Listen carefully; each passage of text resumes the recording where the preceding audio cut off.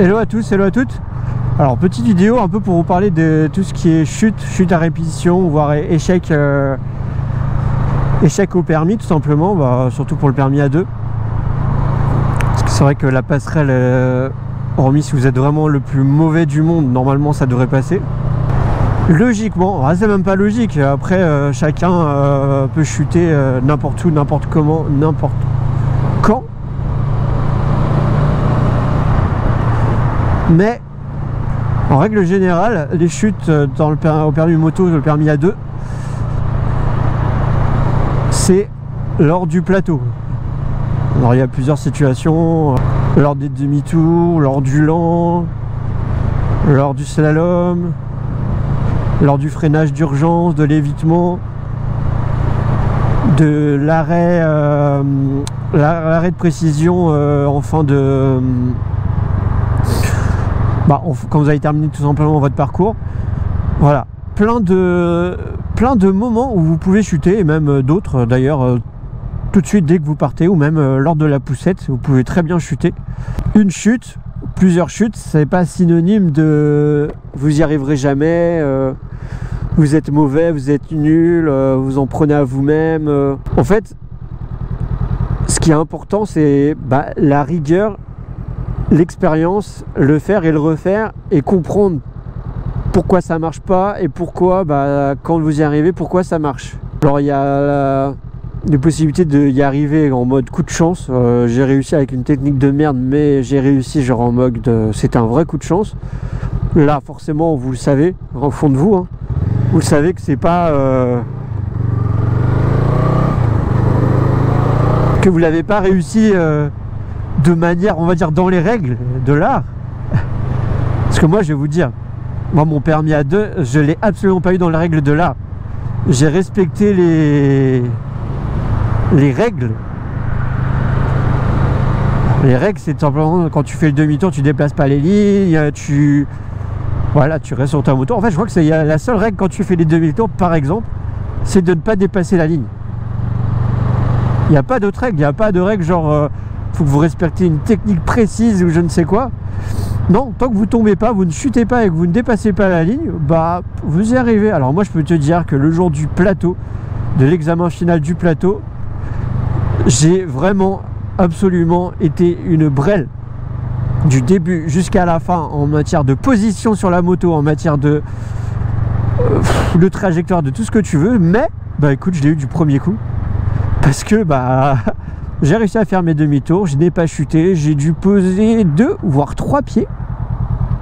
J'ai peut-être même posé 3 pieds, ouais, le maximum autorisé, si vous arrivez à faire la poussette évidemment.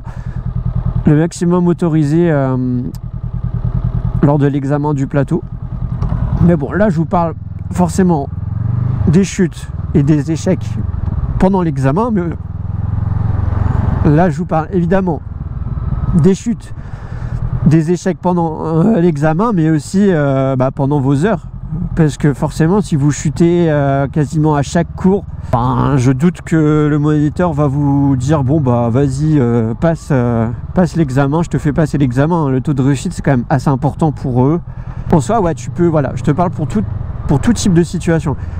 Alors ouais, c'est vraiment de la rigueur en fait. Plus vous allez le faire, déjà emmagasiner, ayez la bonne technique. Même si au départ la bonne technique vous arrivez pas, parfois même vous la comprenez pas. Moi j'ai mis du temps à comprendre. Moi je parle pour le demi-tour, même d'autres exercices, hein. Mais le demi-tour, moi j'ai eu vachement de mal à comprendre en fait.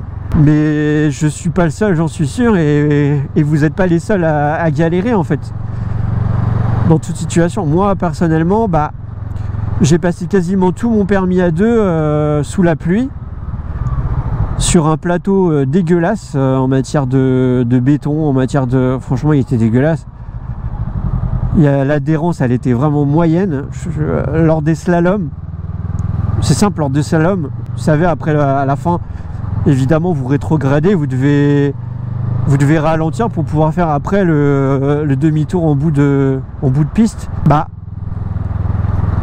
Ouais, non, franchement, c'était une galère pour moi. C'était une vraie galère. Mais j'ai pas lâché l'affaire, hein. J'ai pas lâché l'affaire. Avec l'état du plateau, c'était vraiment une tanasse. Bon, c'est vrai que le moniteur me disait bon si tu y arrives je sais plus, plusieurs, genre 2-3 fois à la suite. Il m'a dit ouais, je t'inscris à l'examen. T'inquiète pas, le plateau de l'examen, c'est un billard, ça sera vraiment nickel chrome, tu verras, l'adhérence ça va être top. Le respect des distances pareil, parce que je suis pas sûr que le plateau de l'examen, enfin les plateaux d'entraînement, d'apprentissage étaient, je vais dire pas dire aux normes, mais on va dire dans les mêmes circonférences, même dimensions que le plateau de l'examen final. Après, ce qu'il faut savoir, ouais, vraiment, c'est faut faire et refaire. La technique, j'ai l'impression qu'il y a pas plusieurs techniques, mais au fond, bah, les moniteurs, ils l'expliquent différemment. Donc du coup, par exemple, mon moniteur, ce qu'il m'a dit et ce qu'il va vous dire, ce sera peut-être pas forcément la même chose.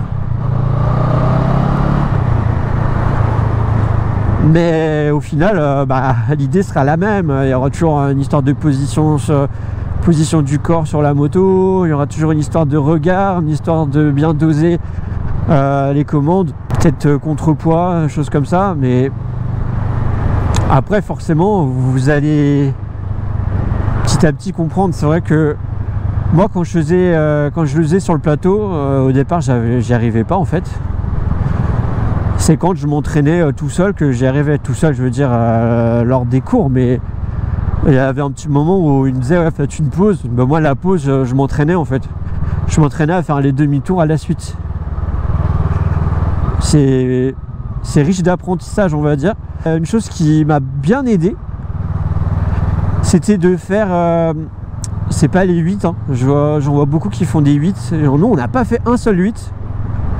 Et je suis bien content parce que sincèrement ça me fait flipper. Ça me faisait flipper les 8 et le duo. Alors j'ai eu ni le 8 ni le duo. Duo parce que c'était en période Covid et 8 parce que bah, c'était pas dans sa technique au moniteur. Mais on faisait des gros zigzags genre vachement rapprochés et à vitesse assez lente, et puis après de plus en plus rapide. On n'allait pas à 45 hein, mais de plus en plus rapide, on va dire en première, à chaque fois en première, mais on pouvait très bien le faire en seconde. Mais en tout cas voilà, on s'entraînait comme ça et c'est vrai que petit à petit ouais ça venait. Et les demi-tours, voilà, il me disait, il donnait des bons conseils, sauf que il donnait tout le temps un conseil, il n'était pas genre dans le sens il savait ce qu'il disait. Donc en fait ouais, l'idée c'est vraiment allez-y, croyez en vous, vous allez y arriver. Il faut vraiment avoir de la patience, se concentrer, être concentré et bien comprendre, peut-être même parfois regarder les autres faire, regarder les autres le faire, peut-être que vous allez avoir un déclic comme ça aussi. Surtout ouais, n'abandonnez pas, vous dites pas bon bah je vais abandonner, je reprendrai peut-être dans 6 mois, dans 1 an. Non, vous n'allez pas tout oublier, mais c'est vrai que c'est pas évident de s'y remettre et d'avoir certaines techniques comme ça du jour au lendemain. En tout cas, comme toi, d'autres ont bien galéré. Et comme toi, d'autres, bah, ça arrive à d'autres de chuter ou de presque chuter ou d'avoir peur. Vous avez forcément les chutes à l'arrêt qui sont moins psychologiquement moins dures, je pense, pour s'en remettre. Les chutes en demi-tour, en général, vous êtes à une vitesse en dessous de 20 km/h. Ça va aussi. C'est vrai qu'après les chutes slalom, les chutes... moi, les chutes que j'ai vraiment failli faire, c'est vraiment les chutes slalom et chutes évitement. Freinage d'urgence, je crois pas avoir eu de soucis. Juste, bah, tu freines un peu plus tard, voilà, un petit peu en retard, donc du coup, tu dépasses, mais jamais eu de problème d'adhérence. Mais ouais, évitement j'ai eu parce qu'en gros j'avais loupé, je sais pas, j'ai stressé, j'ai failli rentrer dans le moniteur. Il me disait ouais t'as failli faire un strike, mais perso ouais, j'ai fait les plots et j'ai failli faire le moniteur avec. Donc avec le stress je pouvais faire vraiment n'importe quoi, mais du coup ouais, donc les chutes à plus haute vitesse, c'est vrai que c'est beaucoup plus stressant quoi. Mais ouais, remettez-vous, remontez sur selle, vous allez l'avoir votre permis, vous allez l'avoir, vous allez être vraiment fier de vous, heureux quand vous aurez le papier avis favorable. Vous aurez tout gagné. Après attendre d'avoir le permis, la carte, bah c'est juste voilà, juste de la patience à avoir, mais vous allez être vraiment heureux, quoi. Donc, ne lâchez jamais, quoi que vous fassiez, que ce soit un permis moto, un permis voiture, un examen, je ne sais quoi, ne lâchez jamais, croyez en vos rêves, croyez en vous. En tout cas, écoute, si ça a pu t'aider, si tu as d'autres conseils à donner, si tu veux juste partager ton expérience, parce que moi ça m'intéresse, et puis si moi ou d'autres peuvent t'aider en répondant à ton commentaire, si toi aussi bah t'as du mal, c'est compliqué pour toi, lâche des commentaires, mets des j'aime si bah écoute t'as aimé le contenu, abonne-toi, n'hésite pas à t'abonner parce que bah du contenu comme ça il y en aura d'autres. L'idée c'est d'avoir une vraie petite communauté. Et je te dis à très bientôt sur ma chaîne. Ciao, peace, ride safe.